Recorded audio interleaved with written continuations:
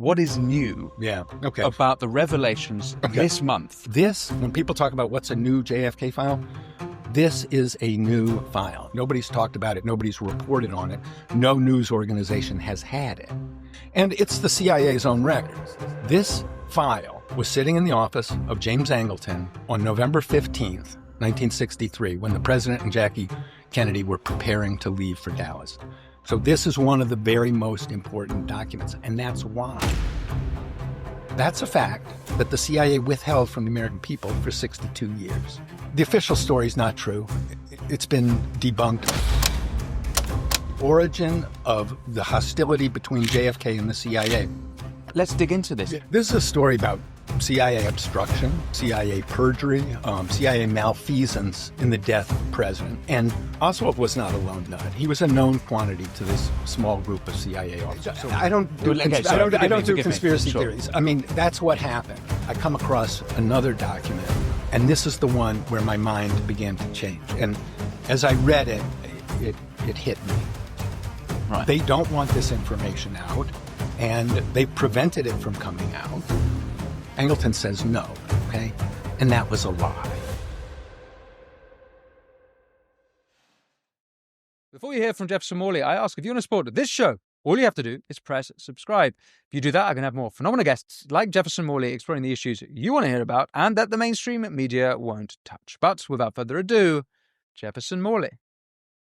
It is my great pleasure today to speak with the veteran journalist, Jefferson Morley, author of many books, including, I think, relevant to today's conversation, The Ghost, The Secret Life of the Spy Master James Jesus Angleton. Perhaps we'll get to that. But yes, we are in the wake of the JFK files being revealed, being the CIA finally giving up these files. I note that it's only 1.33% of the 6 million files on the JFK assassination of November 1963. But that 1.33% seems to have spawned every conspiracy under the sun, from multiple conspiracies together to pro-Castro exile, anti-Castro exiles and pro-Castro government, even a combination of this. It seems the only conspiracy not in is UFOs. And I think if we had UFOs... No, and there's a couple of those actually in circulation. Oh, you're kidding. Yeah.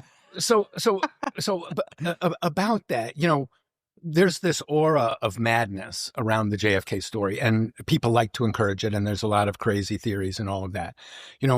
I urge people to not look at this through the lens of conspiracy theories. It's useless. I tell people to look for the fact pattern, and the fact pattern that is emerging from the new records is quite clear. And it points to CIA culpability in the death of the president. So, all the theories, let's just put those aside. And I want to talk about, what have we learned in recent years? Why are people talking about JFK records? Why does it matter? What did Trump do? What did Trump not do? This is a complicated story. And I want to unpack it carefully, because when you unpack it carefully, it becomes comprehensible. It's not a center of madness, and it's not a bunch of crazy conspiracy theorists, pushing bad information on the innocent public. No, this is a story about CIA obstruction, CIA perjury, CIA malfeasance in the death of a president. And we have learned in the last week, since March 18th, and in recent years, a lot has come into the record about the JFK story. So leave aside the conspiracy theories. What is that new information? What does it tell us? How did it come to light? So this story really goes back 30 years. And it goes back to Oliver Stone's brilliant movie, JFK, which was released in late 1991, and presented a very different vision of JFK's assassination than the official story. The official story is one man came along, killed the president for no reason, and then a second guy came along, killed that guy because he felt like it. End of story. Please move on, American people. That scenario was never particularly popular with the American people.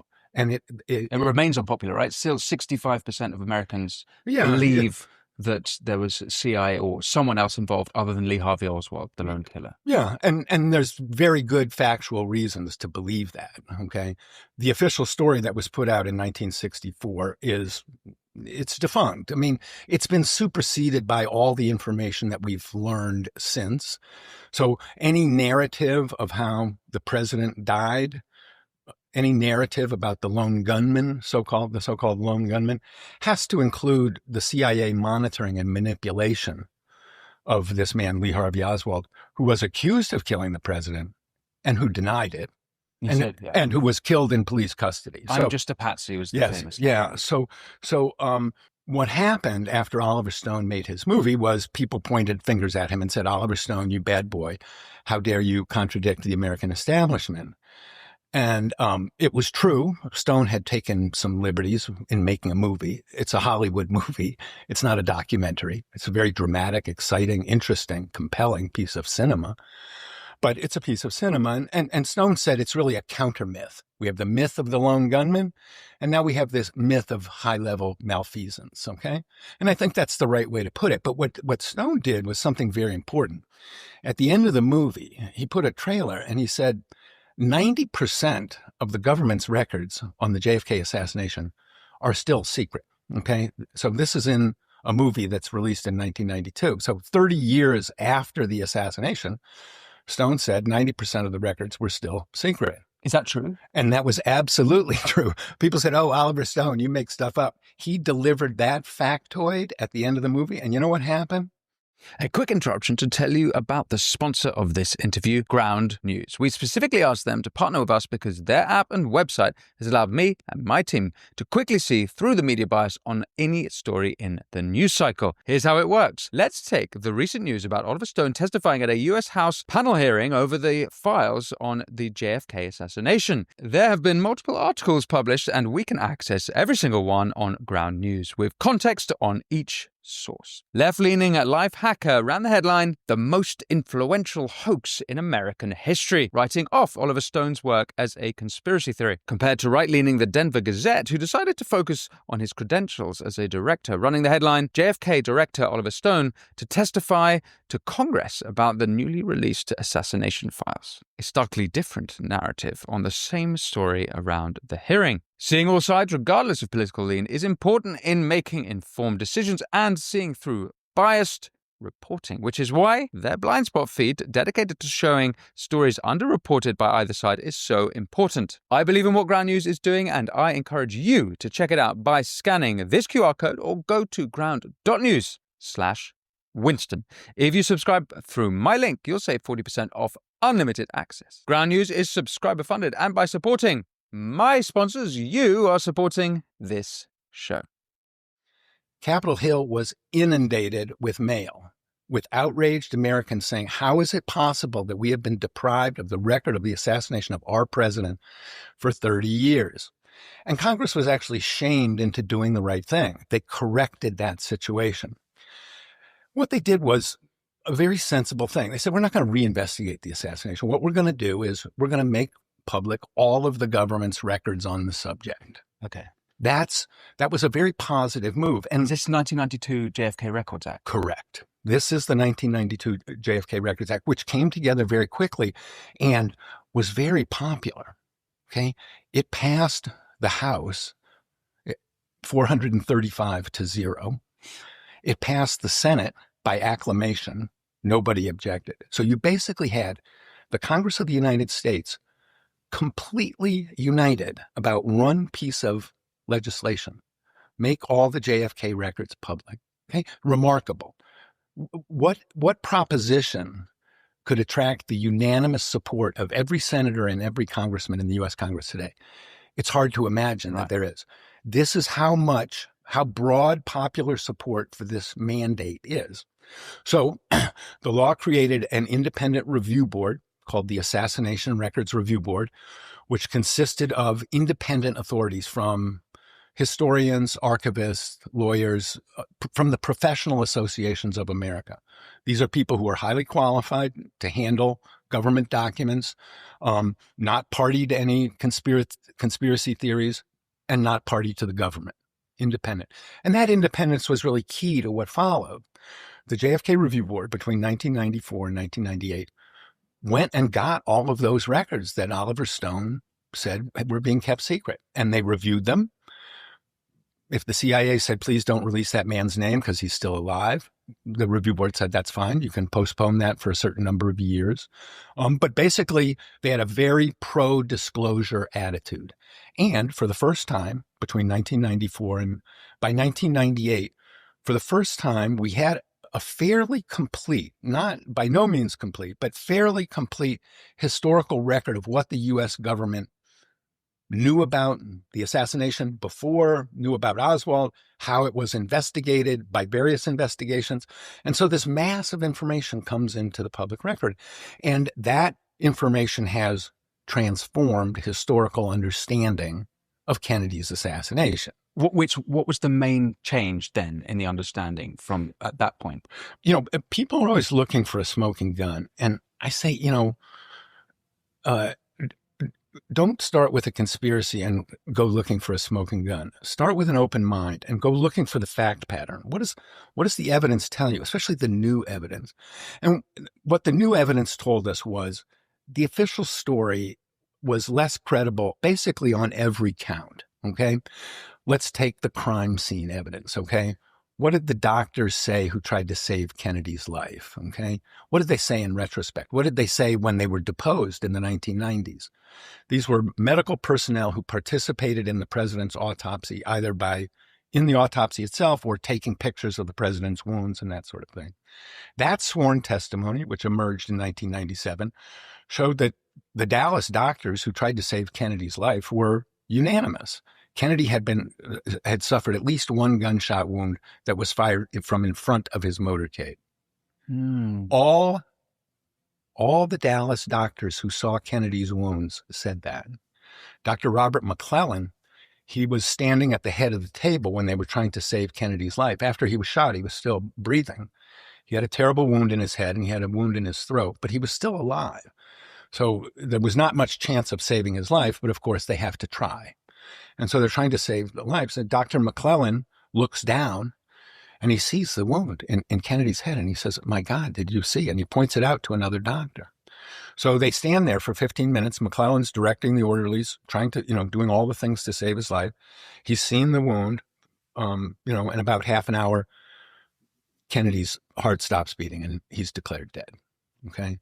So Dr. Robert McClellan said when he saw the Zapruder film, the home movie of the assassination, where you see President Kennedy's head blasted backwards by the fatal shot, McClellan said, and he says this in an interview, you can find it on YouTube. It's a very good interview because it's with a doctor. It's not with a historian or a politically motivated person. It's with a fellow doctor. It's technical in that way, but very authoritative. And Dr. McClellan says, that bullet came from the grassy knoll. Straight out. Okay. So now people say, oh, well, that's a crazy conspiracy theory. There's some other explanation. Well, that's fine. There's going to be counter arguments. My argument is this guy's a highly credible eyewitness. He went on to become a mentor to generations of doctors at Parkland Hospital, impeccable medical record, both as a teacher and as a physician. There's no reason to impugn his testimony because Gerald Posner wrote a book. We're not supposed to believe an eyewitness, like a high quality eyewitness. So that's one aspect. Okay. If that is, that the way you describe it there, that seems pretty convincing. If that's the case, then why is that not been accepted more generally? Because mainstream news media organizations and historians are locked into this story that one man alone killed the president. And they vouched for that story a long time ago. And they can't, and they've denounced people who criticize it as, crazy conspiracy theorists, which I'm not a conspiracy theorist. I've been reporting on this story for 30 years. I don't have a theory. But it's easy to say, oh, those crazy conspiracy theorists, don't pay any attention to them. It's all a bunch of QAnon. And then it gets lumped in with Trump. Trump's a conspiracy theorist. He's out to dismantle government. This is, some sneaky project. And you hear Jack Schlossberg, JFK's grandson, saying this, this type of thing. I understand he feels strongly about it, but there's a law, the JFK Records Act, which mandates full disclosure of all these records. So nobody That doesn't explain their motivation exactly. Yeah. Why would they just write people off as conspiratorial? Why not?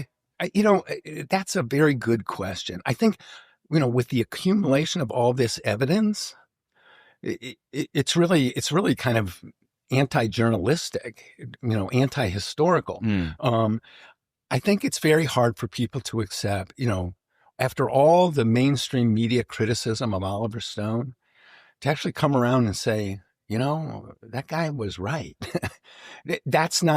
These big media names are not capable of changing their mind like that. So they're locked into this factually untenable position that one guy killed the president for no reason. I mean, what you never hear, Lee Harvey Oswald admired President Kennedy. The Warren Commission never found any evidence that he had spoken negatively about Kennedy. They never found any evidence that he had been diagnosed with a mental illness. He wasn't a lone nut. Lee Harvey Oswald was a known quantity to senior CIA officials 6 weeks before President Kennedy was killed. The documentary proof of that is indisputable. We knew this before this year. Yes. And we knew this from the 92 Act. Well, what happened was, let's go back to what did we learn? So that medical evidence came out in the 90s. That really undermined the official story. A second aspect that came out in the 1990s was the surveillance of Lee Harvey Oswald by James Angleton, the chief of counterintelligence. And the JFK Review Board started declassifying all the documents that had been in the CIA's pre-assassination file of Oswald. People don't know this. The CIA had a thick file on Lee Harvey Oswald as of November 21st, 1963. And I have it right here. And you can see this is the CIA's pre-assassination file on Lee Harvey Oswald. Wow. And it runs to 198 pages of material on the man who would be arrested on November 22nd. This file was sitting in the office of James Angleton on November 15th, 1963, when the president and Jackie Kennedy were preparing to leave for Dallas. That's how much they knew about the man who killed the president. Now, we didn't learn this story because this file didn't even begin to be declassified until the 1990s. And the full declassification of this file was not finished until April 2023. So when people talk about what's a new JFK file, this is a new file. It's never been collected in one place. It's never been written about by a mainstream news organization. And it's the CIA's own records. This isn't something Morley made up. This is, and we are glad to share with fact checkers, where this document came from. How do we know it's authentic? All of that. Yeah. Let's dig into this. Yeah. Is this what you're speaking at the House about tomorrow? Yes. Okay. And so I guess the question is, what is this? And I guess that's tied into the question, what is new about the revelations this month from the JFK files being released? Okay. You can't do just what is new this month because important material was released in April 2023 without a lot of fanfare. Totally unknown. So just because it was released 2 years ago doesn't mean it's old news, right? I mean, this document did not become fully public until 2023. Nobody reported on it. So this is a new JFK document. Nobody's talked about it. Nobody's reported on it. No news organization has had it. So that's, to understand where the story is going, you have to understand where it's coming from. Let's go back to what we learned in the 90s. So we learned in the 90s, Oswald was not a lone nut. He was a known quantity to this small group of CIA officers. So that changes the so-called lone nut narrative right there. He wasn't a lone nut. He was a known quantity to top CIA officials. 198 pages of information about him. So, and they've been following for 4 years as well. Right. This surveillance started when they started opening his mail in November 1959. Okay. So, and it was James Angleton who personally put him on the list of people whose mail was to be open. Okay. So Lee Harvey Oswald, the alleged lone nut, often described as a pathetic, sociopathic loner of no conceivable interest to anybody. And now we know, no, he was of interest to the premier counterintelligence officer in the Western world, James Angleton, 4 years before President Kennedy was killed. So what we are trying to understand now is what's going on with that? Yeah. What was really going on? And when you look at this file and you know how men like James Angleton and Bill Harvey and Dick Helms, men at the top of the CIA, how they operated, I mean, they ran covert operations. So if they're watching somebody for 4 years, they're not doing it for their own amusement, right? They're doing it because you use somebody to run an operation, to be part of an operation. And what the Oswald file shows is... Wait, so when you say you use somebody, you mean they're identifying possible assets that they could use for their own nefarious means, I suppose. Yeah, I mean, and one of the documents that emerged on March 18th was a memo that we never had before, where Angleton talked about, well, why did you read people's mail? And Angleton tells the FBI in a new document that came out last week, he said the sole purpose of putting people under mail coverage, that's what they called it when they intercepted your mail. The sole purpose of mail coverage was to identify people who could be approached as sources or contacts behind the Iron Curtain. So Angleton didn't mention Oswald by name in that memo, but 22 months after that, he told the FBI that, he put Oswald on the mail coverage list. So clearly, one purpose that Angleton had when he put Oswald on the mail coverage list was to at least consider him to be approached for as a source or a contact. Okay. So, people say, people say Oswald, they were watching Oswald because he was a defector. That's surely true. But one of Angleton's Soviets. Yeah. But one of Angleton's purposes in monitoring Oswald was clearly to consider him for recruitment as a source or a contact. That's the new memo that we just got. So we now know. As of March. Yes, right. So this is why I say you can't point to one document. It's a constellation of documents. It's a fact pattern. Okay. So one fact, CIA had Oswald under surveillance for 4 years. They collected 198 pages of material.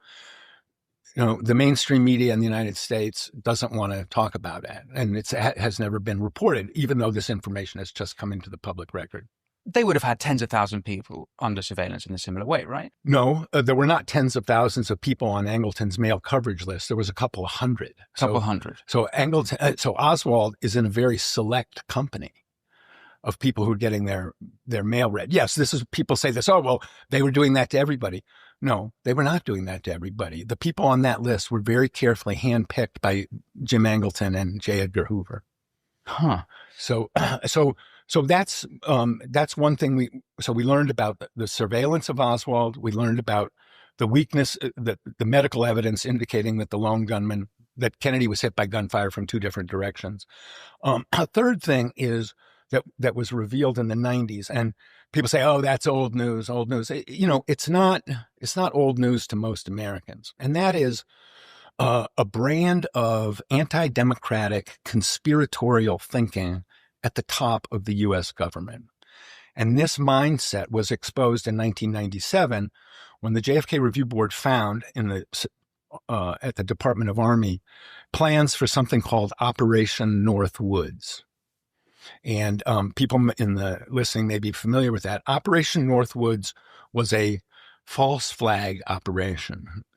It was what the Pentagon planners called an engineered provocation, or in some other language, a pretext operation. And it's a type of intelligence operation that the CIA does. We never knew that they had done it on this massive scale at the time of Kennedy's assassination. But what we learned from Operation Northwoods, and there was about 200 pages of material in the Operation Northwoods plans, was the concept of Northwoods was, look, Fidel Castro is very strong in his country. He's fairly popular. He's got a powerful security forces. He's not going to be overthrown from within. We can't penetrate his leadership group. A military coup, unlikely. His opponents in Miami, too weak to overthrow him. Really, the only way to get rid of communism in the Western Hemisphere is for the U.S. to invade. and just, we'll have overwhelming military superiority. So how do we bring that to bear? And the Joint Chiefs in the spring of 1963 were not satisfied with Kennedy's Cuba policy, which was pretty passive. Kennedy wasn't trying to overthrow the government of Cuba. He wasn't friendly to Castro, but he wasn't doing much on Cuba. He thought Berlin, arms control, Vietnam were more important. So I think this seems to tie in a little bit with the Bobby Kennedy, I don't know if it's actually from Bobby Kennedy Jr.'s conspiracy, but there's one of the conspiracies is there's a military-industrial complex. There's a lot of people who wanted war to continue, and that JFK had an instinct against war. He didn't like it, and he wanted to de-escalate everything, which was against the interests of the establishment. There's a lot of conspiracy theories around that. Let's put those aside. Here's the facts of the matter. Operation Northwoods was approved by the Joint Chiefs in 1963, and it speaks to exactly this fact. The Joint Chiefs were not happy with Kennedy in 1963. He had declined to invade Cuba at the Bay of Pigs in 1961. He had declined to invade during the Cuban Missile Crisis. He declined, but they still invaded. Yes, they invaded. Failed, obviously. Right, and they were expecting Kennedy to provide, backup support once the initial effort failed. And Kennedy said, no, I never promised that. I didn't. And so the CIA's invasion force was defeated. It was a great victory for Castro, sort of David against the American Goliath. Humiliation for the CIA, first big defeat in its 14 years of existence. So it generates these very, bad feelings in the CIA. And those bad feelings were compounded a year later in October 1962 when Kennedy settled the Cuban Missile Crisis without an invasion, right? Khrushchev withdrew the missiles at the last minute and there was no war. Well, Kennedy shot up in the polls and he realized not only was the world living on this very dangerous hair trigger, Kennedy never wanted to go to war over Cuba, was a strategically unimportant country, posed no threat to the United States. There was no reason to focus on it or... You don't think he thought that there was no threat, even though... surely the Cuban Missile Crisis was a threat. At least a perceived threat. Yeah, the reason. Sorry, I actually disagree with that because I've read Fidel Castro's autobiography, although it's a written version of an interview he did, and he explains Castro himself wrote a letter to Khrushchev saying, sacrifice Cuba, start nuclear war. The Cuban people will understand this is all about the global revolution for communism. And Khrushchev was like, oh my goodness, this guy's bloody nuts. And he contacted Kennedy directly himself and said, Castro's nuts, let's sort this out. Yeah, and Kennedy was sitting there thinking, and I've got my own nuts here who are trying to provoke a war that I don't want. Yeah. And so he solves it peacefully. This leads to very bitter feelings, both at the top of the CIA. One top CIA man curses out Bobby Kennedy during the middle of the missile crisis, Bill Harvey, and gets sent to Rome by the Kennedys because they don't want to tolerate that kind of insubordination. And the Joint Chiefs are very unhappy. And the official history of the Joint Chiefs says relations between the president and the Joint Chiefs reached an all-time low after the missile crisis. So, and Kennedy, having been scared out of his mind by the fact that he was about 48 hours from starting a nuclear war that would have killed 30 million people, a war that his generals were urging him on, like Fidel Castro, the generals, they didn't care. Goes nuclear, that Curtis LeMay, that's why we have them, because we're going to use them sometime. We shouldn't be afraid and throw our weight around. So by mid-63, Kennedy goes to American University here in Washington and delivers a very eloquent speech and says, we need a strategy for peace. And he says, we don't want a Pax Americana. We don't want to be the world's policeman. We don't want peace in our time. We want peace for all times. And he says, the Russian people are no different. We are all mortal. It's a brilliantly visionary speech about let's muster the humanity to get out of this Cold War confrontation and, get to a more collective understanding that enables the world to live in peace. That's what Kennedy's moving for in his third years. The people in the CIA and Joint Chiefs do not like this, okay? And so that's why they come up with Northwoods, which is, look, we got to get rid of this guy Castro. So Kennedy's not going to do it. Well, here's how you do it. Okay. And the concept of Northwoods, this is the important point. This is the mentality of the Joint Chiefs of Staff and the upper echelon of the CIA in this May of 1963. The concept of Northwoods is stage a spectacular, violent incident in the United States against a prominent target and arrange for the blame to fall on Castro's Cuba. And then the president can point to Castro's Cuba and say, this is a rogue nation outside the community of nations. Look what they are capable of. We are justified in invading and removing this threat to peace. That's the Northwoods concept. And the J2, the planning staff for the Joint Chiefs, goes to work. And they come up with, there's about 10 to 15 different scenarios in the Northwoods paper. One I think I remember is some sort of commercial plane being shot down. If I remember that correctly. Yes, yeah. There was a commercial plane hijacking, and there was a shooting down of a commercial plane that they would be faked, and they would be blamed on Cuba. But either way, JFK saw the proposals like, you guys are insane. Well, in the Northwoods proposals were presented to him in March 1962, and that's exactly what he said. Okay. He rejected them in a personal meeting with General Lemnitzer, the chairman of the Joint Chiefs, and he was very brusque. This is all in the public domain, right? So this is not controversial. This is not. No. Okay. No. So we actually have evidence that the CIA were coming up with plans which would kill American civilians. Well, yeah, one of the Northwoods plans was stage a terror attack in Washington, D.C. Another was sink a boatload of Cuban refugees. And then in parentheses, it says real or fictional. Yeah, okay. So this doesn't really help the idea that the CIA are... No, I should say one thing. These are Pentagon planners who ask for CIA assistance. Okay. Right? Because the Pentagon's good at kinetic stuff, right? Blowing stuff up, weapons, all of that. The CIA does the deception side. The Pentagon, those are not artists of deception. Your clandestine services, the people who know how to cloak things. So what they say in the Northwoods plans is, in a democratic society, this is a very risky policy. Right? They know what they're doing is anti-democratic. They're trying to trick the country into a war, right? It's 200 pages of top CIA and Pentagon officials thinking, how can we trick the American people into a war in Cuba? This isn't fantasy. The Joint Chiefs adopts that as their policy, and Northwoods is the policy of the United States from May 1st, 1963 to September 29th, 1963.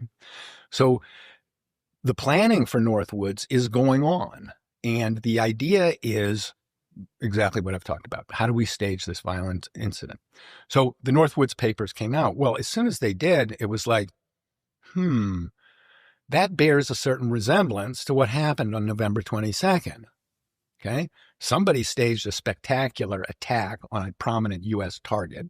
But when you say JFK, and in the aftermath of that, CIA assets immediately start to link Fidel Castro to the crime by talking about Lee Harvey Oswald, the pro-Castro gunman who supposedly killed Kennedy. So Operation Northwoods calls for a spectacular attack on a U.S. target and for a propaganda operation to blame that crime on Cuba. Mm-hmm. We have a spectacular attack on November 22nd, and we have a CIA apparatus moving into position to blame the whole crime on Cuba. Okay. So that was the significance of Operation Northwoods. Now, the Warren Commission. Just one detail. Did the apparatus immediately come out and say this is, after the assassination of the president, did the CIA, what was the first thing the CIA claimed? They just said it was Lee Harvey. I thought it was Lee Harvey Oswald as a lone gunman, but you're saying that they said no, that there was the Castro operatives behind it. I'm talking about within hours after the president's murder. Yes. Okay, so there's no CIA analysis at that point, right? The president's just been killed. What we do have, and this is also what emerged in the 1990s, was these CIA assets going public on November 22nd. People who were paid for political action and propaganda by the agency after President Kennedy is killed they engage in political action and propaganda and blame the crime on Cuba. So, but I don't understand why. How can they? There's sort of two things going on then. There's the lone. Why would they propagate the lone gunman? They didn't propagate. They didn't propagate the lone gunman. The CIA never vouched for the lone gunman. I mean, the CIA never even really did a study of whether Oswald had any support, which tells you something right there. So the president's been killed. Okay. Within a couple of hours, CIA assets in Miami in a program called, with a code name AMSPEL. Okay, that's a code name for the Cuban Student Directorate, which was the most popular Cuban student organization opposed to communism in Cuba. And they were supported secretly by the CIA under this program, AMSPEL. Well, the AMSPEL agents generated propaganda about Oswald in the summer of 1963. Here was this pro-Castro supporter handing out pamphlets, got arrested, fighting with them. So they identify Oswald publicly. Oh, he was actually doing pro-Castro, not just Soviet stuff. Yes, no, in the summer of 63. And this CIA front group, the Cuban Student Directorate, funded under a program called AMSPEL, generated propaganda about him within hours. And that was something that we never knew about. The Warren Commission never knew about it. The House Select Committee didn't know about it. And, if I just kind of, Warren Commission is quite important. Just as forgive me if it's just a bit tangential, but it's quite an important thing. This happened in. This was quite soon after, right? This is the day the president is still in Dallas. The president's body is still in Dallas, and the Warren Commission begins. Not the Warren Commission doesn't begin there. The Warren Commission begins later in the week. But here's what's important about the formation of the Warren Commission: the president's killed on Friday. Right? The doctors think he's been hit by gunfire from two different directions. Oswald's arrested about 90 minutes later. He's taken into custody. He's interrogated. He denies killing the president. He goes to a press conference and he says, I didn't shoot the president. I'm a patsy. He's taken out the next morning and he's executed on national TV by Jack Ruby, an organized crime figure. Okay. So that was on Sunday. Okay. That day, President Johnson, the new president, calls his aide, Nicholas Katzenbach, and he says, he's the deputy attorney general, and he says, we have to convince the public that Oswald acted alone. Okay?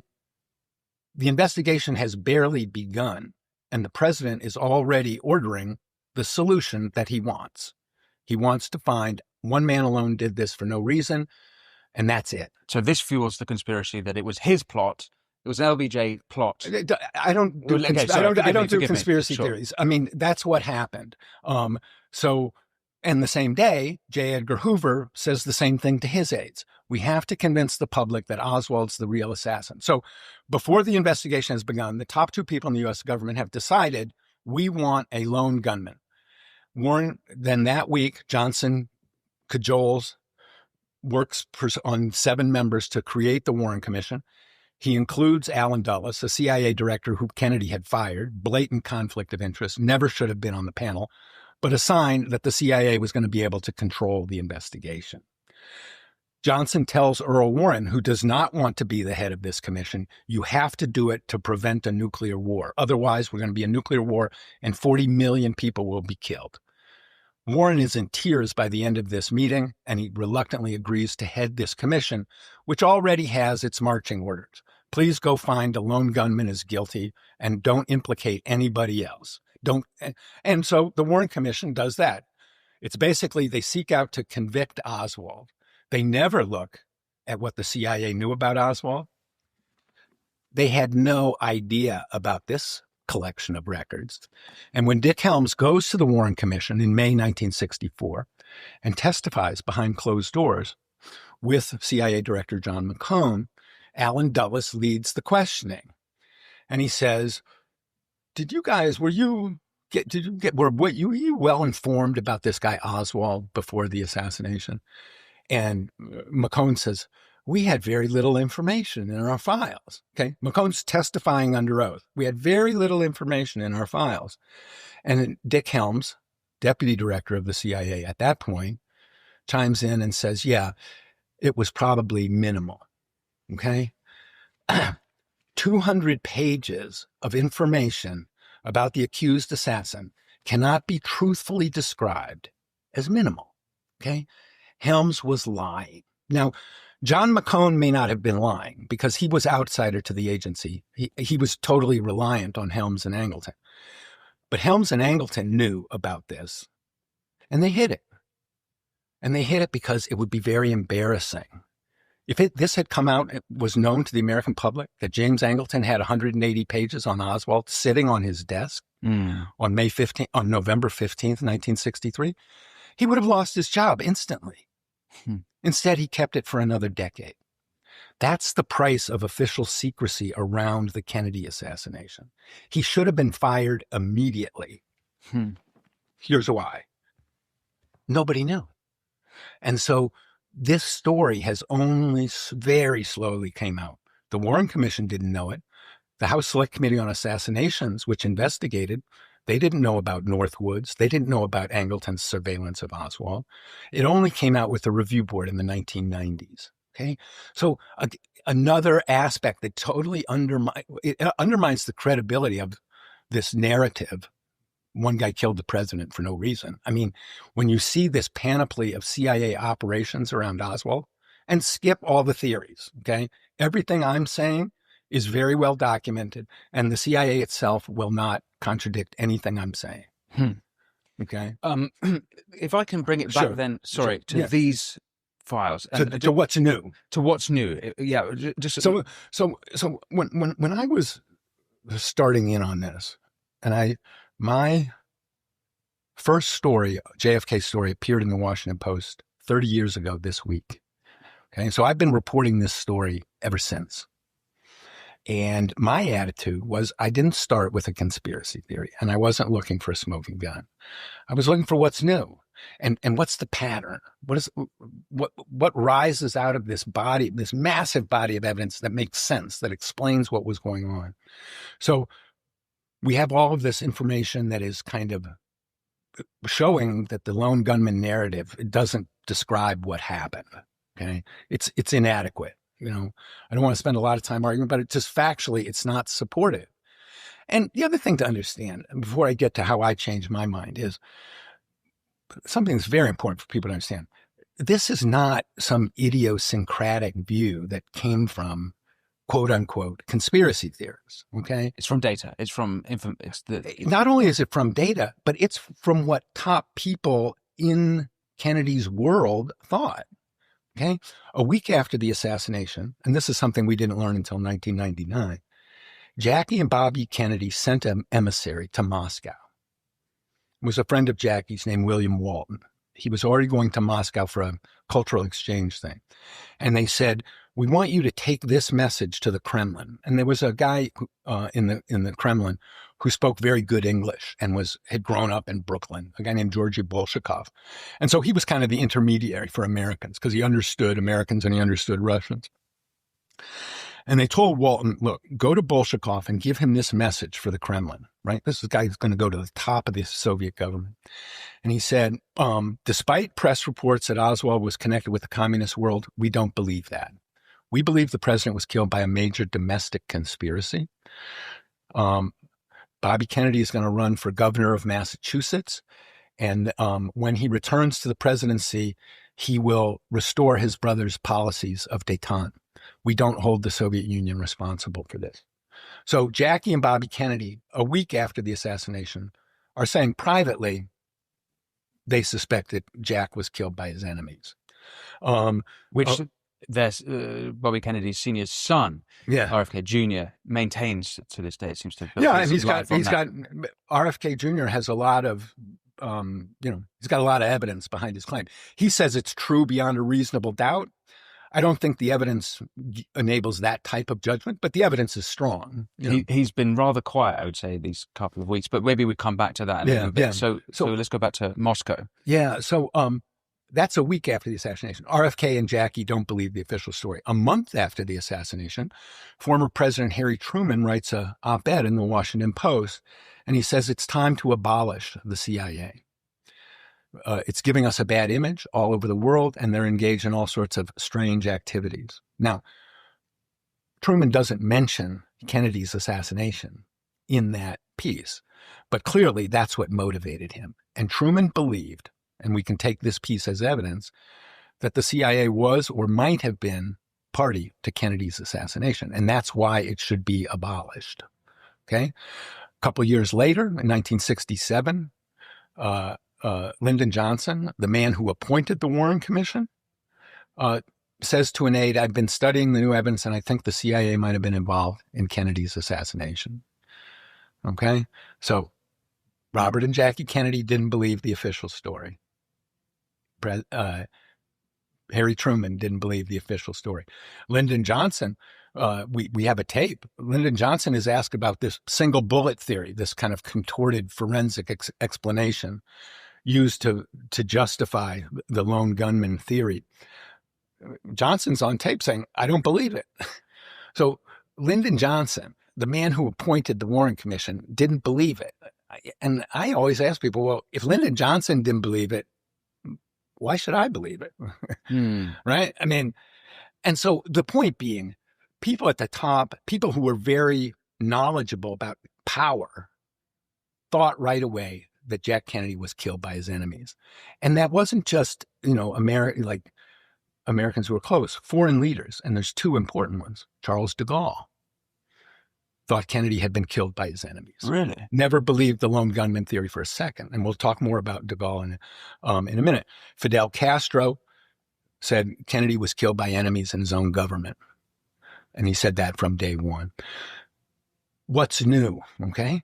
We learned something very important about Charles de Gaulle in this last, and assassinations in this last release. The one from this month? Yes. What did we learn? On March 18th, a memo that Kennedy's aide, Arthur Schlesinger, wrote to him. March 18th, what year? March 18th of this year. This year, okay. Schlesinger's memo, 64 years old, is declassified. One page of it is declassified for the first time.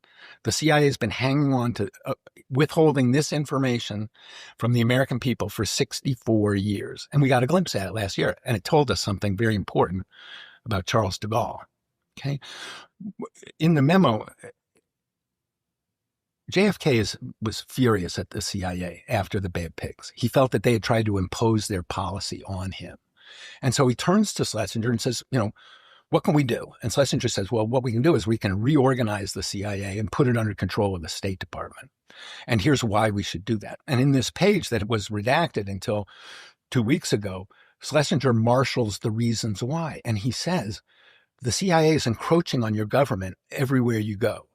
He says, on the day you were inaugurated, 47% of State Department officers, political officers around the country, around the world, were actually CIA officers.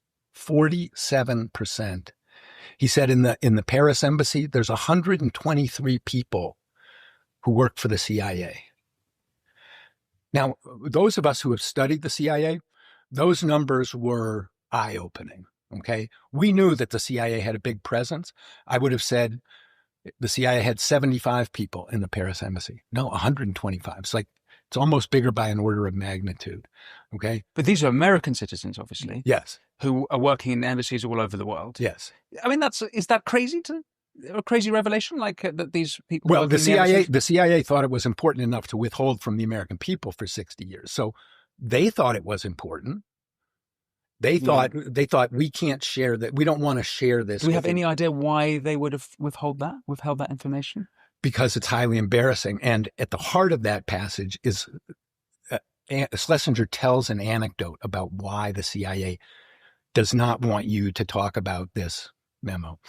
Schlesinger says it was well known in Paris that the CIA station was on the top floor of the U.S. Embassy. In July 1960, a group of right-wing generals attempted to overthrow de Gaulle. They were mad that de Gaulle was trying to pull out of Algeria, right? French generals, right? Yeah. French right-wing generals. Yeah, so Algeria is kind of like Vietnam. What Vietnam was for America, Algeria was for France. Intractable, deeply divisive issue at home. But de Gaulle just said, we can't maintain a colony there. We have to pull out. Well, that was bitterly opposed by the million French people who had lived there all their lives. And so there was this plot that went afoot. Now, de Gaulle was very canny. He had his own generals, and he kind of put down what was called the general's coup. But he said it was well known in France that on the night of the general's coup, The lights on the top floor of the U.S. Embassy were on all night.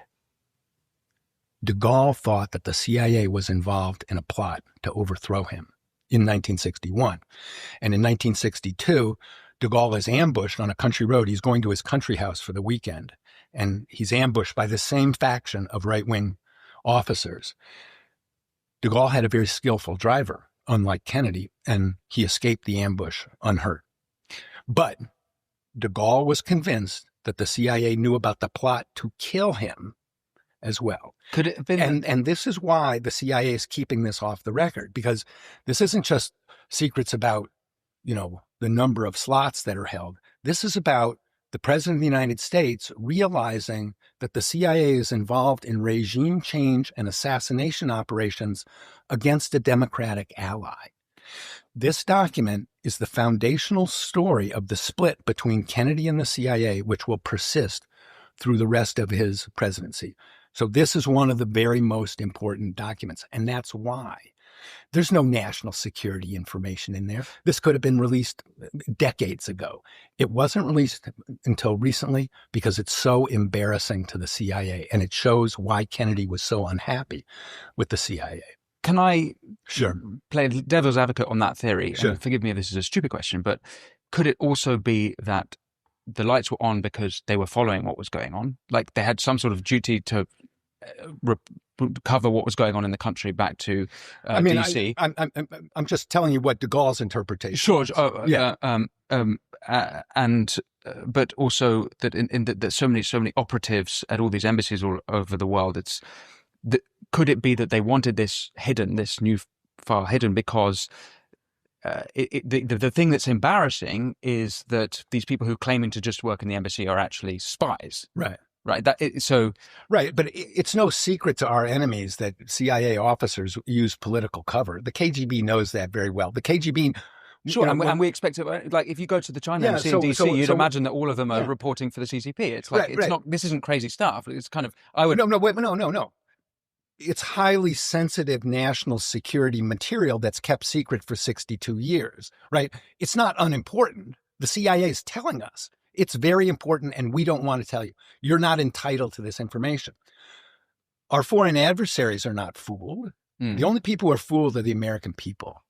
And that's what we see in this declassification is the CIA has deliberately been keeping the full story of the CIA's role in the events of 1963.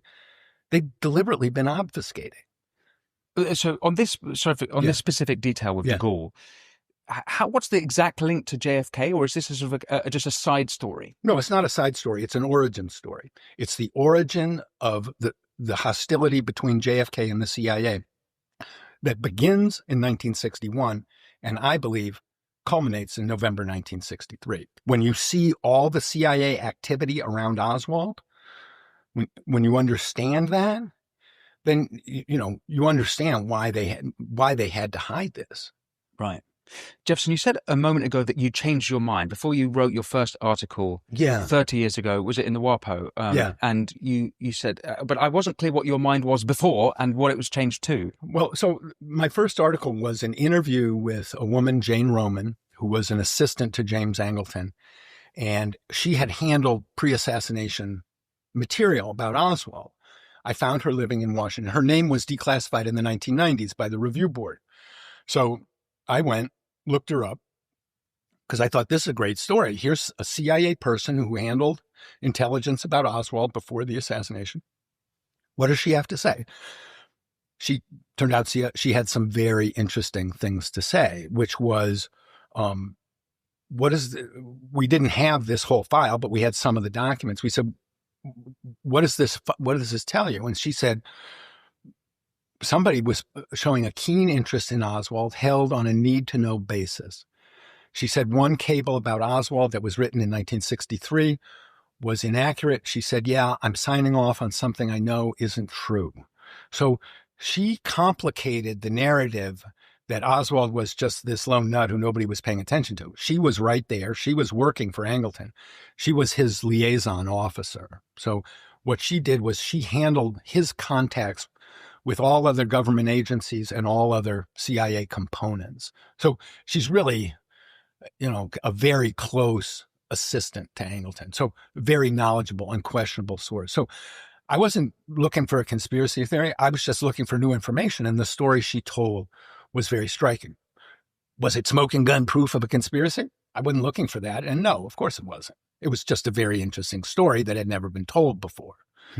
Okay. So as I reported on the story over the years, the question always came up, Jeff, who killed Kennedy? What's your theory? And as I researched and reported, talked to a lot of people, read thousands of pages of documents, did a lot of reporting. I come from the Washington Post. We have certain ideas that are just, were very common at the Post. What did they know and when did they know it? Knock on a lot of doors. Get two sources for every claim. This basic reporting stuff. That's what I did. And so when people said, Jeff, what's your theory? I said, I don't have a theory. What do you think?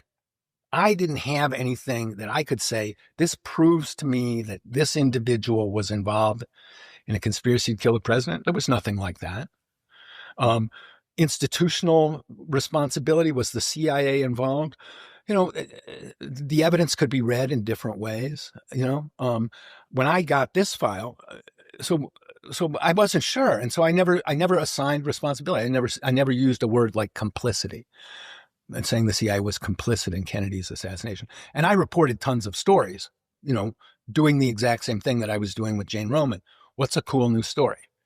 I found the son of the woman who manned the CIA's photo surveillance base in Mexico City in the fall of 1963.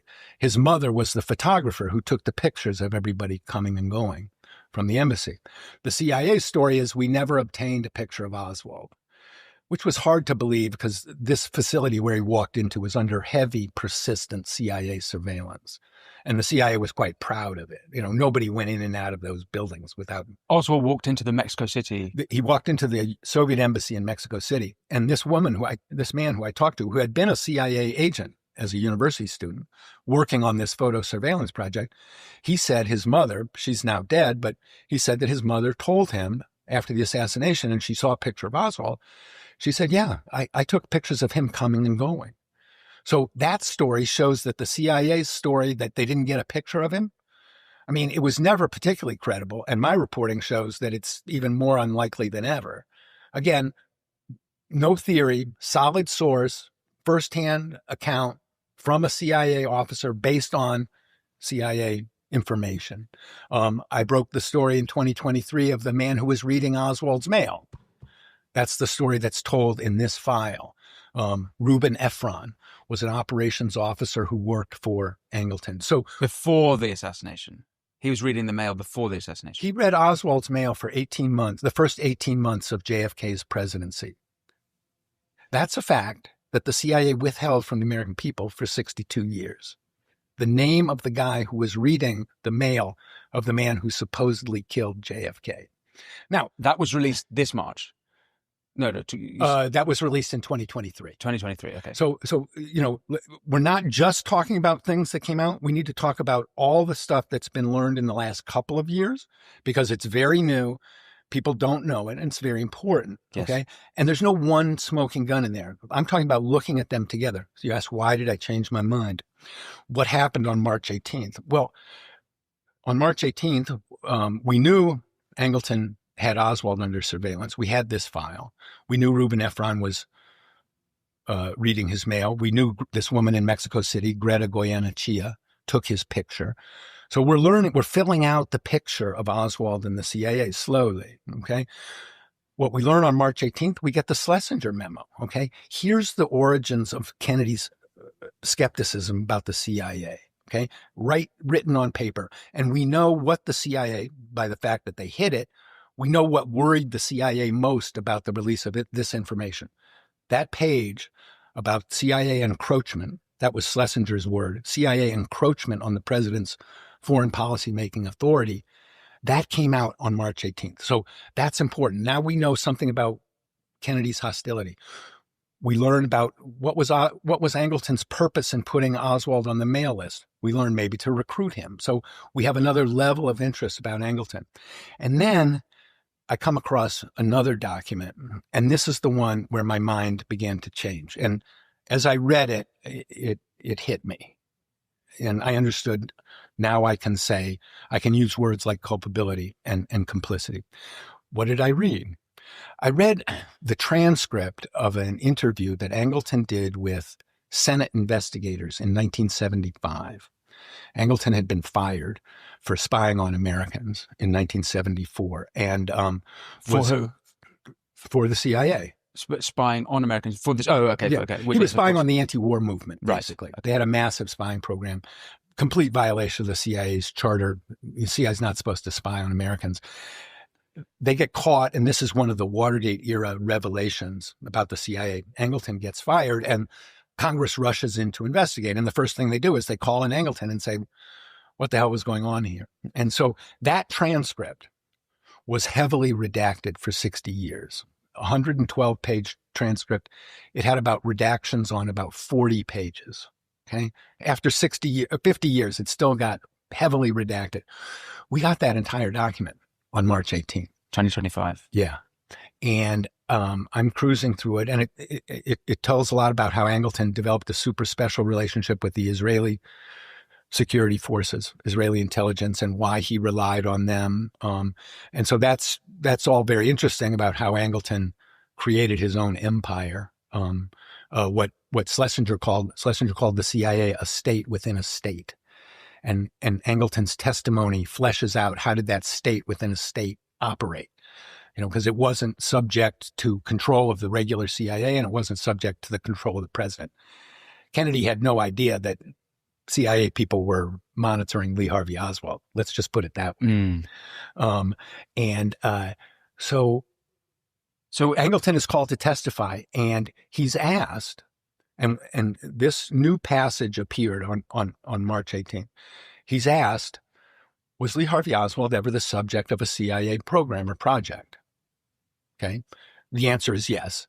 Angleton set up from the memos that were released on March 18th, Angleton set up the mail surveillance program in 1953.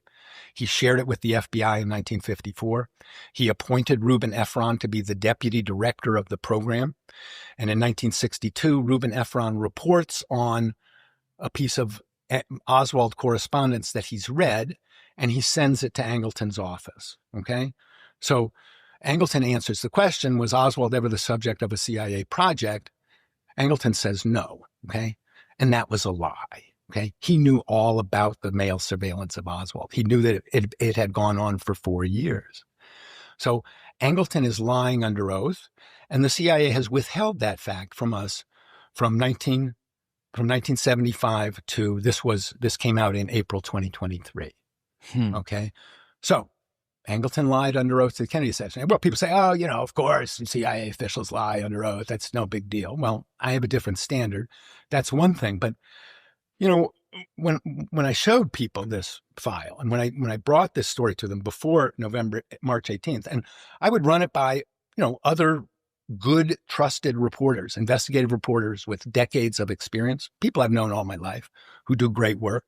And I'd say, they're not particularly interested in JFK, but they know how to do investigative reporting. And I would say, look at this file. What do you think? And they would say, it's just CYA, right? They missed Oswald, these great CIA guys. They just didn't understand that he was this cunning guy who snuck right past them and shot and killed the president. And we screwed up, and the CIA is just doing CYA now. What does CYA mean? Cover your ass. And it's kind of shorthand for the way bureaucracies work, right? Something goes wrong, everybody does CYA, right? Make sure you don't take the blame. So that's the explanation. And until March 18th, I couldn't really refute them, right? Like, okay, that was a valid interpretation of the evidence. I didn't believe it, but I couldn't say exactly why it was wrong. When I saw Angleton's lie to the House Select Committee on Assassinations, that was the click moment, okay? Because Angleton was not the first CIA officer to do this, okay? He's the third, okay? The first was Dick Helms, testified to the Warren Commission. Yeah. We had only minimal information, okay? The Oswald file proves that's false. The second CIA officer to lie about the surveillance of Oswald was a man named George Joannides. He was a career CIA officer, a level below Helms and Angleton, right? They're in headquarters running operations. Joannides is the chief of covert action in the Miami station. Okay, so he's running covert operations against the Castro government in Miami in 1963. And he was running the Cuban students who generated propaganda about Oswald 3 months before the assassination, identifying Oswald publicly as a Castro supporter. Okay. Joannides was running that group. He was funding them. He was giving them $51,000 a month. Okay. A lot of money. Today, that would be like $500,000 a month. Okay.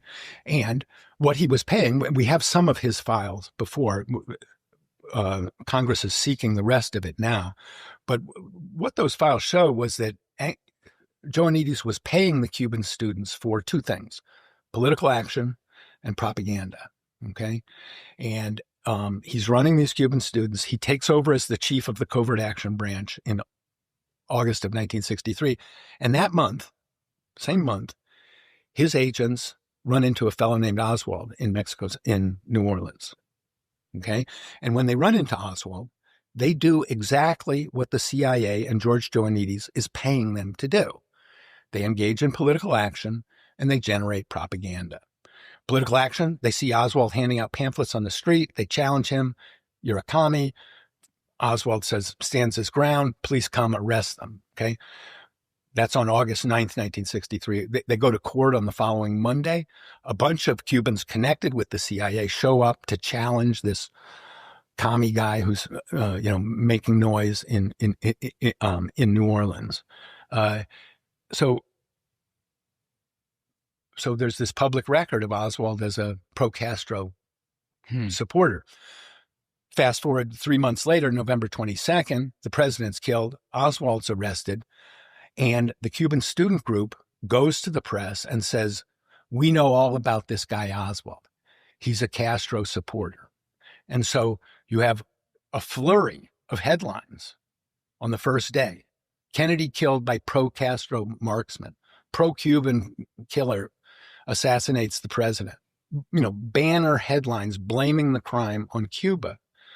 And that's all the product of this Cuban student group run by George Joannides.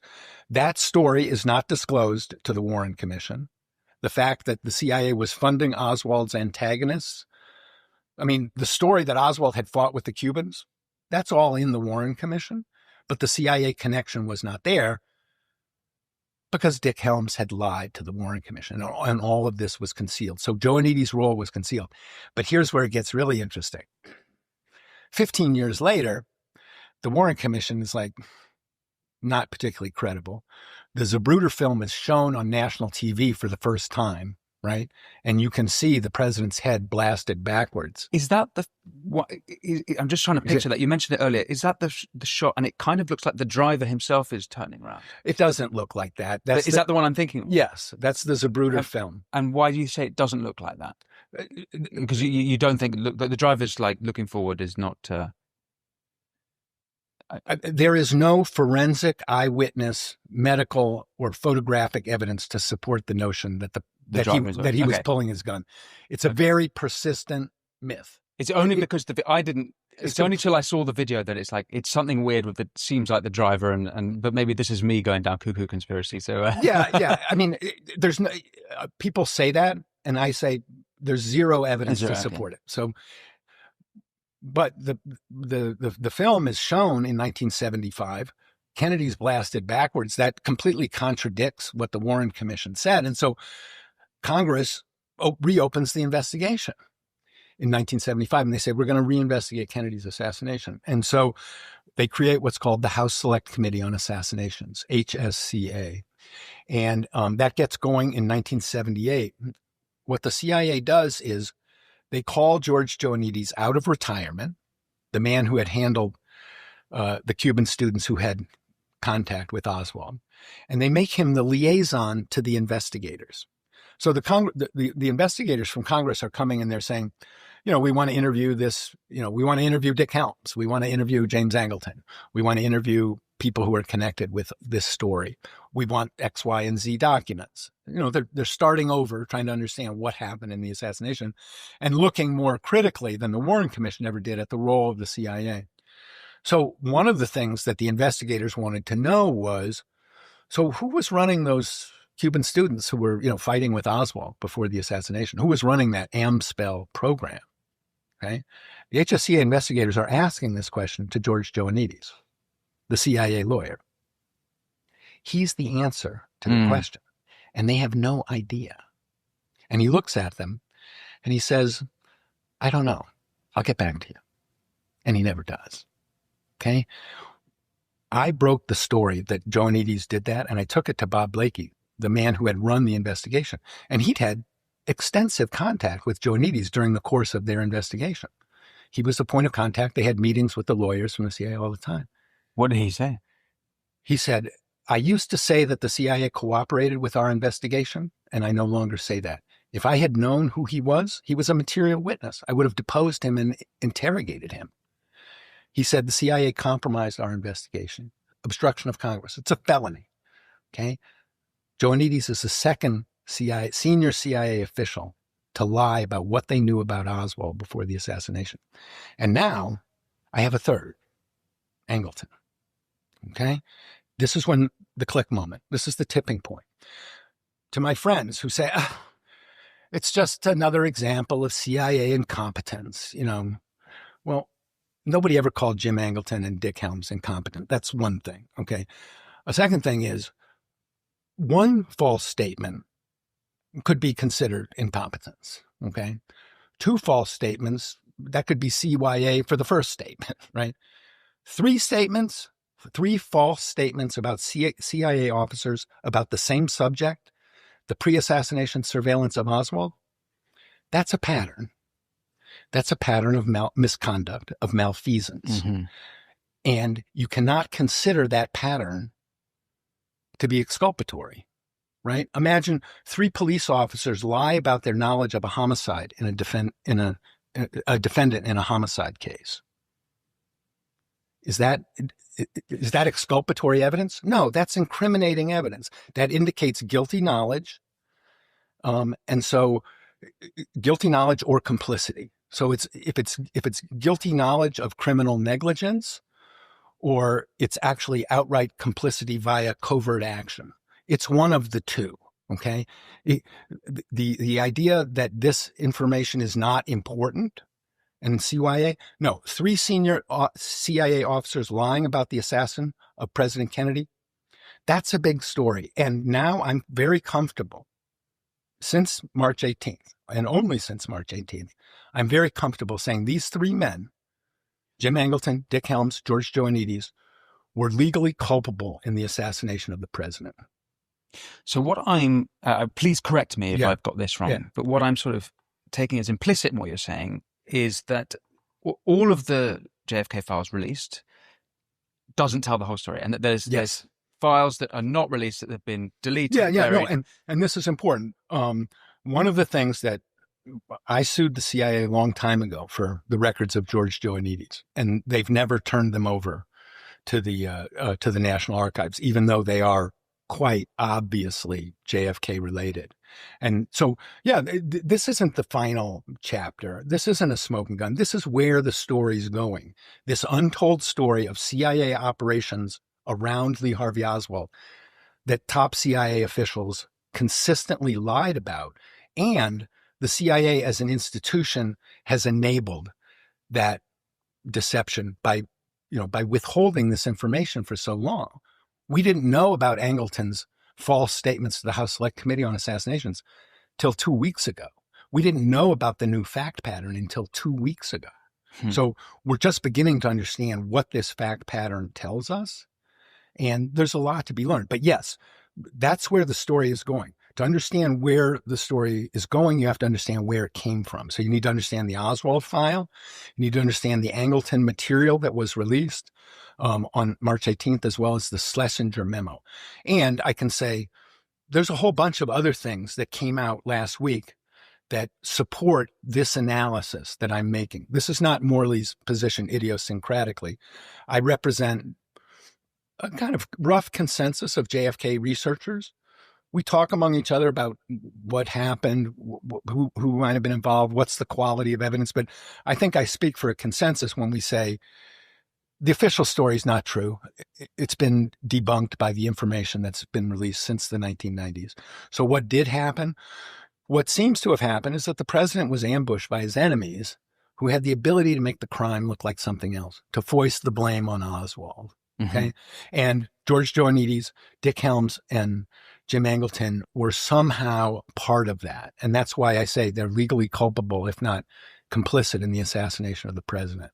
So take the 80,000 files that have been released, which I have not read. I doubt anyone has read, although I've had AI do analysis of it to give me an impression of it. And I have also just randomly picked up. Right. And what I've noticed is whatever I randomly pick up is not really anything there. Yeah. So do you have an opinion or thoughts about why these were kept secret? There's a couple reasons. One, CIA is a secretive agency, right? It's their job to keep secrets. So they keep secrets automatically and they pay no attention to what the public interest is, right?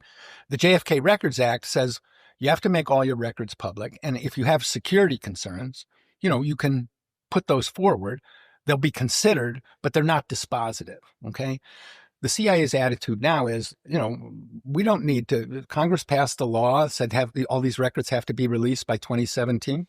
The CIA said, no, we don't want to do that, and we're going to convince the president. And so the CIA convinced both Trump the first time around and Biden, let us keep these secrets. So the good thing about Trump's order is that kind of that logjam has been broken. Why were they keeping this secret?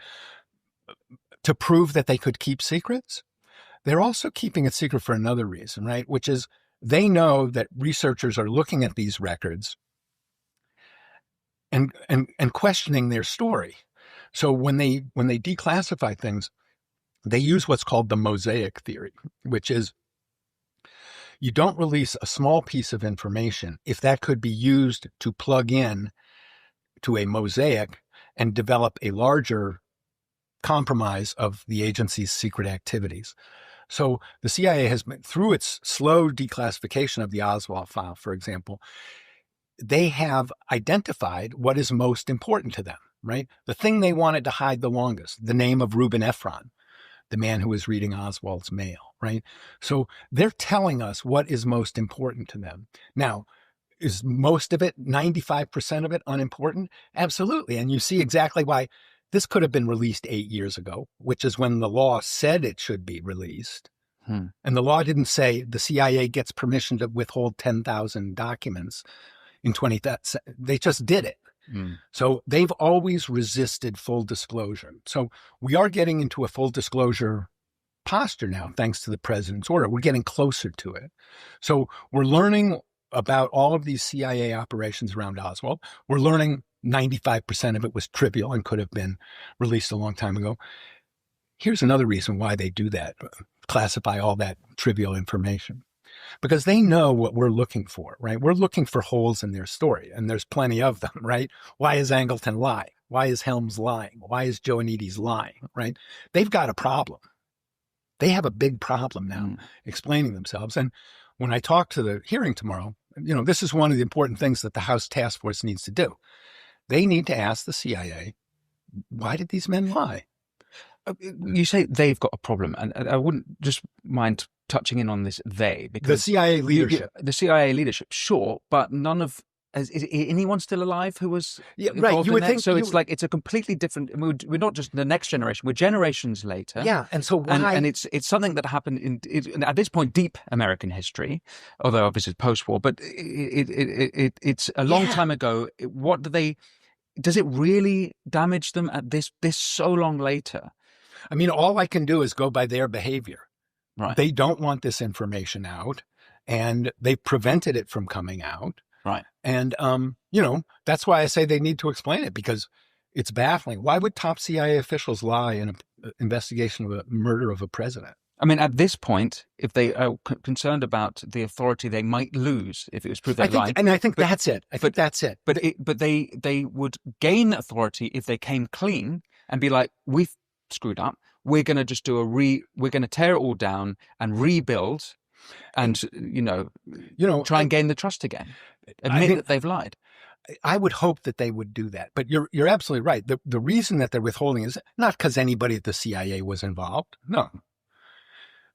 Institutional reputation's at stake. They're under attack by President Trump. He calls them the deep state. He doesn't like them. They don't like him. I'm talking about the traditional leadership of the CIA, the top men and women at the CIA over the past decade. They don't like Trump. He doesn't like them. So you've got that fight going on. And so, this is a weak point for them. They don't have a lot of credibility with the public. Public doesn't believe the official story for good reason. And the more we learn, there's less reason to believe it. Mm-hmm. So the pressure is rising. What was going on here? And the excuse, national security, privacy, whatever, those excuses are defunct, and the new fact pattern since March 18th, I say, points to CIA culpability. It does not point to CIA incompetence. So that's where we're at right now. And there's a lot of work to be done. Like the CIA has George Joannides' file from 1963 and from 1978, when he is deeply involved in the JFK story. Those files have not been released. No. There's 44 documents in that file that are, it's a big file, and I'm not asking for everything in it. There's 44 documents that are highly relevant to Joannides' actions. And they are all, what they say in CIA lingo, denied in full. None of them have been made public, and the CIA has never turned those records over to the archives. I'm hoping that they will, and I think these hearings are designed to create pressure on the CIA to, obey the law, follow the president's order.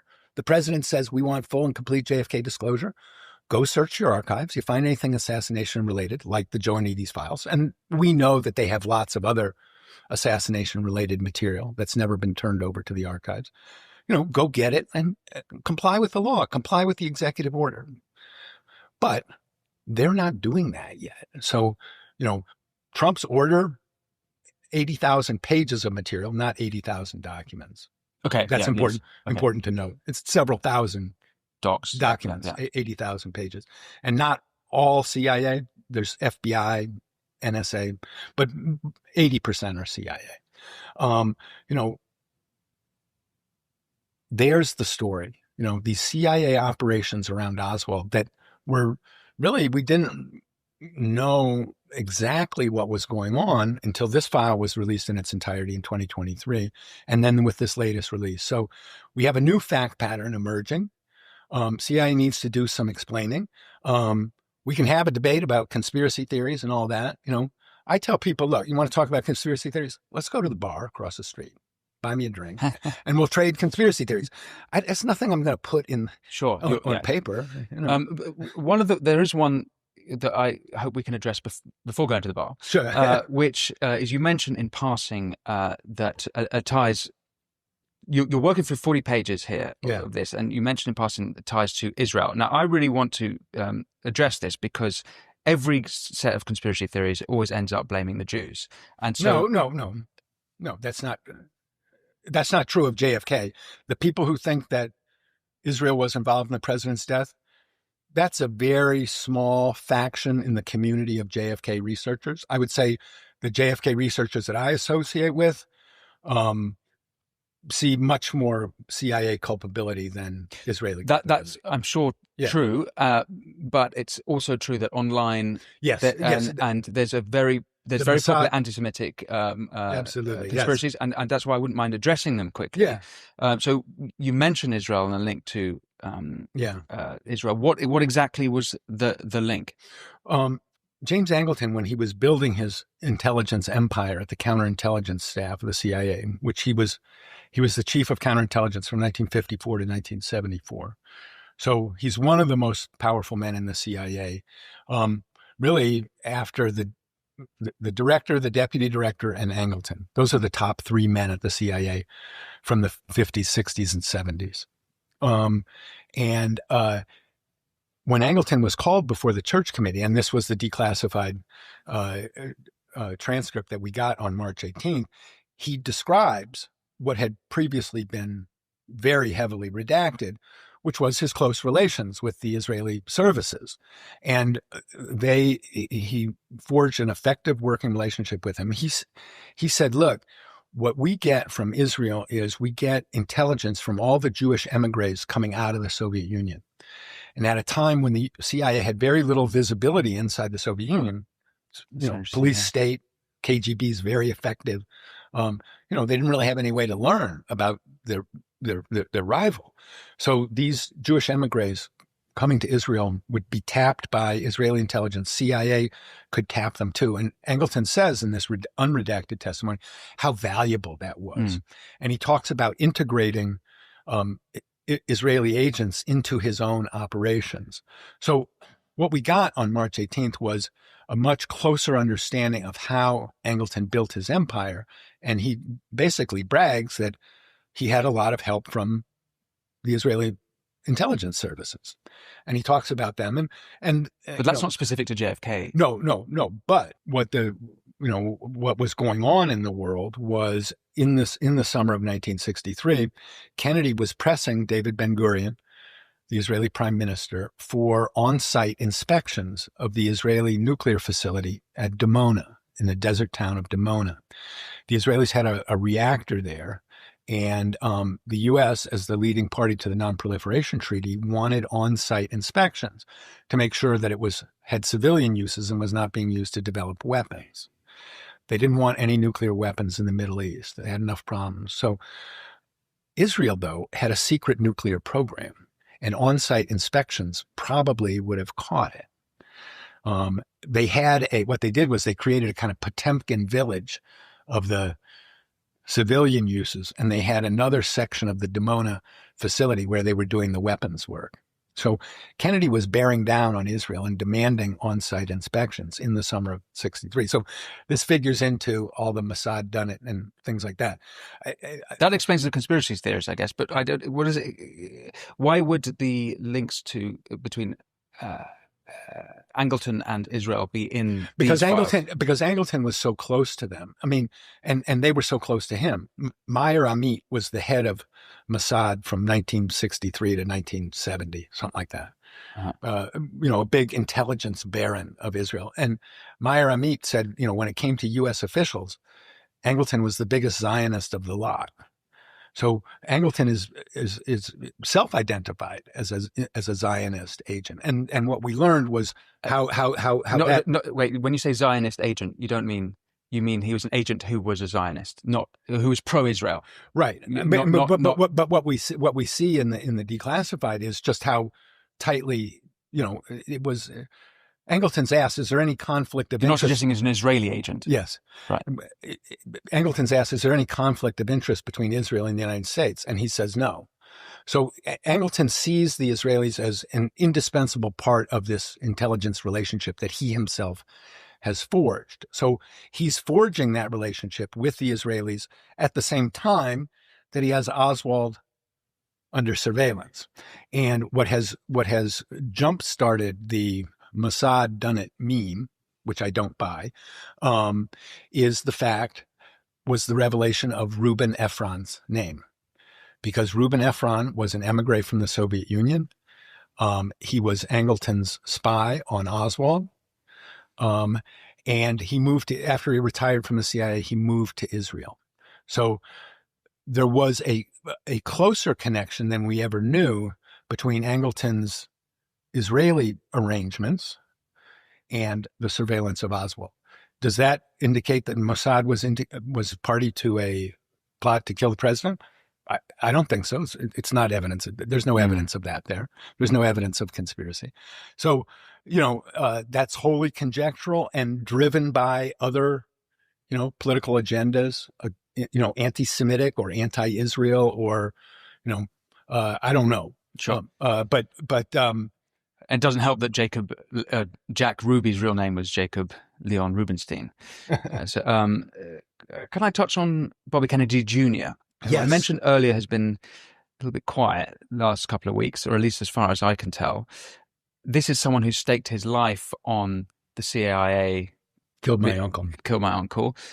We haven't talked about that, but perhaps that's for another episode because it's a big topic itself, I imagine. I mean, I'm saying these CIA officers are legally culpable in the president's death. Okay, so period. That's a factual statement. If you want to talk about that, there we go. No theories about it. I'm stating that as a fact. So that supports the notion that Bobby Kennedy said. I mean, I don't go as far as him. He says it's true beyond a reasonable doubt. Like that's a criminal standard, right? That convicts somebody. I don't see proof. You think it's still reasonable doubt? I don't see. I think that the preponderance of evidence points to CIA culpability. I don't think there's proof that any one individual was participated in a conspiracy to kill the president. Okay. Do you think so? But to Robert Kennedy. So when he was first running as a Democrat, he started an online petition to release all of the JFK records. He talked about it in that phase of his candidacy when he was a Democrat. Then he switched to Trump over the summer, and endorsed Trump. And at the rally in Arizona last August, where they first appeared together, Trump said, I welcome Bobby Kennedy's support and we're going to open all the JFK files. And you listen to the crowd and there's a huge round of applause. It's a good line for Trump. He remembered that. It's like, if I say that, man, I'm going to get the crowd behind me. And so, that's where the energy behind this comes from. And I think why Trump issued a pretty sweeping executive order. And remember, in 2017, Trump totally caved to the CIA. Mike Pompeo came to him and said, we couldn't possibly release all this stuff. You have to keep it back. And Trump took a lot of grief from his supporters about that over the years. And they said, why didn't you release the records? And he never had a very good answer. I think he was kind of embarrassed, and he's getting ragged on, not by liberals like me, right? Tucker Carlson, Andrew Napolitano, his allies. And so he wanted to set the record straight. And by bringing Bobby Kennedy in, he can kind of go at it again. And so the result was this very positive order. Bobby Kennedy hasn't been talking about it much. I mean, I sort of sympathize with him. He's got a big job, Secretary of Health and Human Services. Declassification of records doesn't fall under his purview. Something that people haven't talked about, and needs to, and I'm going to talk about, we talk about, what about the CIA's records, and FBI records and all that. We also need to talk about assassination records held by the Kennedy family, of which there are a number. And if we're asking everybody to be transparent, we need to ask the Kennedys to do the same. And the best way to do that is to, the Kennedy family is bitterly divided. Caroline Kennedy, Jack Schlossberg, very critical of Bobby. And we need to remove that personal factor from this. The Kennedys need to be transparent. Everybody's being transparent. And if there's a problem in the family, it shouldn't interfere with the legal obligation to make JFK information public. I didn't know they had files. What do we know about what they... Remember what I told you about what Jackie Kennedy and Bobby Kennedy thought right after the assassination? They didn't believe the official story. Well, in the spring of 1964, Jackie turned to her friend William Manchester, the historian, and she did a great Winston Churchill biography, I should say. Right, a great historical writer, vivid, deeply researched. So she wanted her friend to write the history of her husband's death. So William Manchester was commissioned to do that, and in the spring of 1964, he had 4 tape-recorded conversations with Jackie Kennedy, and he had 2 that year with Robert Kennedy. And in those tapes, we've never heard them, but we have reliably that they expressed their disbelief in the official story on tape to Manchester. So Manchester wrote his book. He wrote the first draft and he showed it to Jackie, and a terrible spat resulted. And I think they never spoke again. I mean, their friendship ended. Jackie was furious at him for the first draft of Death of a President. And so Manchester took the manuscript back and rewrote it based on what had offended her. And they reached a very tense legal agreement about the disposition of the material that he had used in writing the book.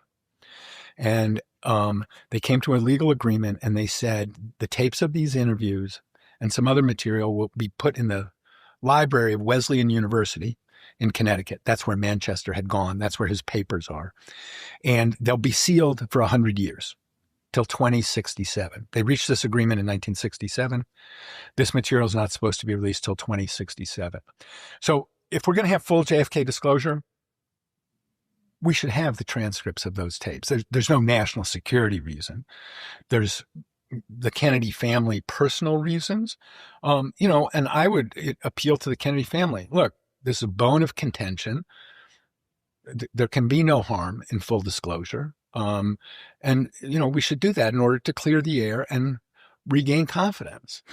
So there's also other material. I don't want to single out, and that material is now controlled by Carolyn Kennedy because she's the custodian of her mother's estate. So that material can't be released without Carolyn Kennedy's. And so I'm sure she doesn't want to do that because of her mother's wishes. Robert Kennedy also has material related to the assassination. There were 54 boxes of material that Robert Kennedy, the Kennedy family took possession of after RFK was killed. And they were about his time as Attorney General and his time as a senator. 50 boxes. The JFK Review Board tried to get access to that material and never got it. But there's definitely assassination-related material in there. So, for example, one thing that we know is in there is RFK kept a desk diary in 1963, all of his appointments and phone calls.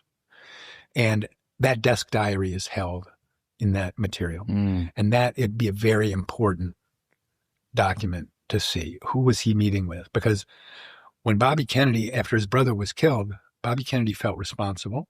He felt the president had been killed by enemies in his own government, enemies who Bobby knew and trusted. And this was the radicalizing experience for Bobby Kennedy, and why Bobby Kennedy's a different politician after his brother's murder, because he experiences true powerlessness, and he understands the betrayal that came from within his brother's own government. And so those documents are very important, and that's part of this picture that we're trying to get. Is there a smoking gun in there? Again, we're not looking for a smoking gun. We're looking at a fact pattern that needs to be explained, and we're looking for all the evidence to fill it out so that we know what really happened. We know the president wasn't killed by one man alone for no reason. We know that there were multiple CIA operations converging on Oswald, and we know that 3 top CIA officials lied about what they knew about the pre-assassination surveillance of Oswald. So we're into a new narrative. Now, what that narrative is, what caused the president's death, I say these 3 officials were legally culpable or complicit in the president's death. I think that's where we start. What was going on with these men? Why were they hiding it? So, we're making progress. The president's order was a great step forward. March 18th was a breakthrough for JFK researchers and a breakthrough for me personally, for the reasons I've explained. Well, we could continue this conversation for days, I think, for a week or years, no doubt. Sure. And perhaps we should have another conversation another time. Yeah. Thank you so much for speaking with me. I think I've got a better handle on things, although definitely more questions. Which yeah, no, which is somewhat frustrating. I want to stress this is a very difficult story, and it's a very complex story, and there's the social media is kind of built to sensationalize and trivialize, and superficialize the story. There's a body of records here that everybody needs to understand. It's a body of records that hits for a long time, and it speaks to CIA misconduct in the assassination of the president. That's important. And it's important today because people don't trust the government. How can we trust the government? How can we trust the government to tell the right thing? And it's a terrible problem if you're trying to have a real government. And authoritarian forces exploit this mistrust for their own purposes. I come to the JFK story saying, this is an important story for the American people. American people, American country, the world was wounded by Kennedy's assassination, was hurt, was put in a new direction, and that we're still encountering official secrecy around it. That tells us that important people don't want to share the story. Now, did they plot to kill Kennedy? No, it's a secrecy system that doesn't want to surrender its advantages.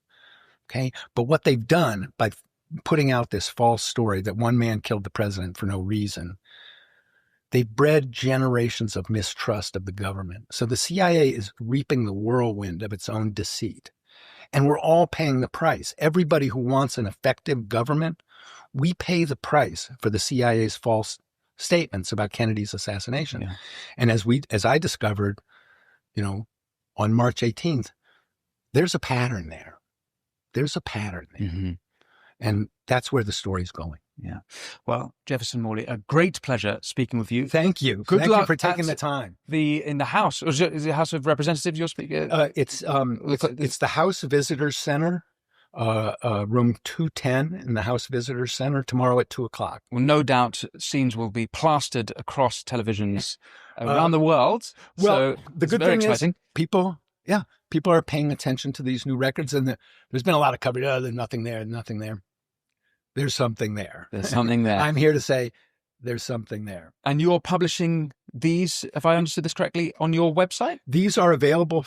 The complete CIA pre-assassination file on Lee Harvey Oswald is available for download on the JFK Facts site right now. It's available to all of our paid subscribers. JFK Facts is your website? Yes. JFK Facts on Substack, jfkfacts.substack.com. And if you go and subscribe, you too can have this document that's never been seen before publicly, the CIA's complete pre-assassination file on Lee Harvey Oswald, running to, get this, 198 pages. Wow. So everyone can be an investigative journalist now. That's what we're hoping.